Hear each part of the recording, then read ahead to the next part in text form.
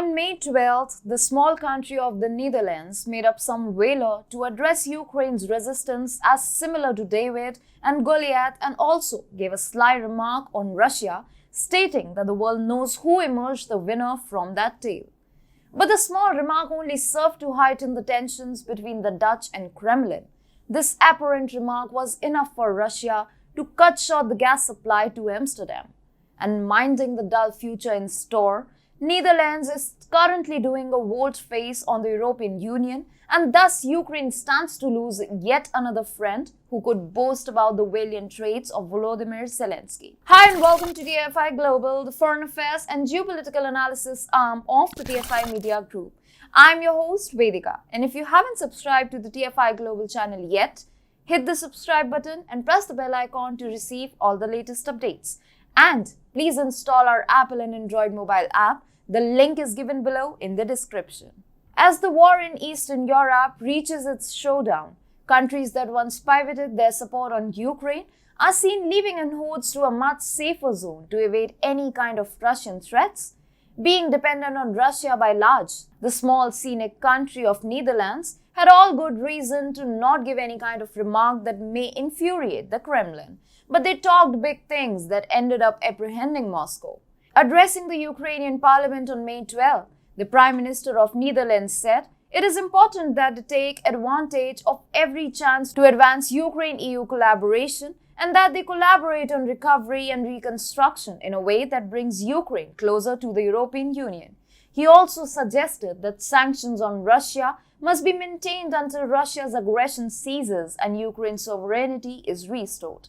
Going further, PM Rutte pressed the need for the West to take major steps that would see Amsterdam getting free from the clutches of Russian oil. He said that the Netherlands is prepared to take this step alongside the allies and partners. PM Rutte must have probably tried to imitate the diplomatic stand taken by Poland, but Amsterdam's big talks got noticed, inviting the Russian wrath.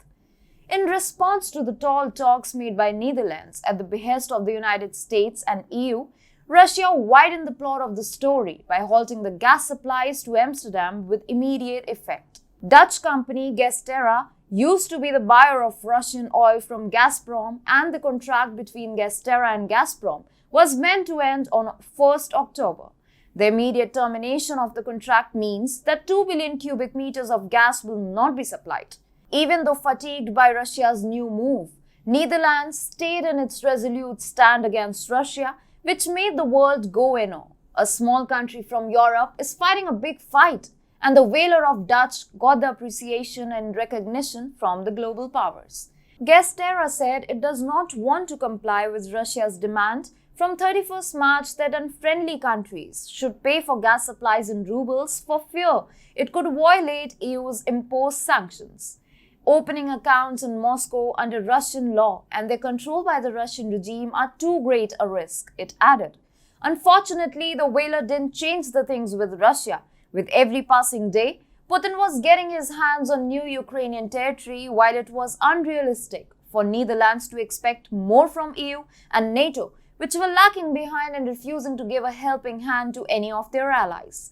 Sensing the overall collapse in the system practiced by the US and its allies, the Netherlands is changing the old tunes of cacophony they had with Russia and is currently looking to get into the good books of Kremlin again.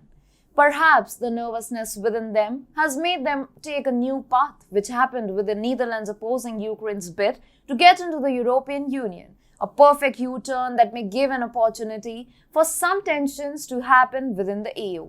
On a diplomatic note, Netherlands said in Brussels, Ukraine does not sufficiently meet the criteria related to the stability of institutions that guarantee democracy, the rule of law, human rights, respect and protection of minorities. Kyiv will need to fundamentally improve its legislative and institutional framework to make progress on all these fronts. Close to a month ago, Netherlands had a completely different take on the happenings in Ukraine, and now the grip on reality has made the Dutch go an idle way with Moscow. With every day moving, Russia's design to make the EU crumble is seeing gold. The final collapse is underway. So we can say Russia's oil strike on the Netherlands instantly turned it into an EU hawk.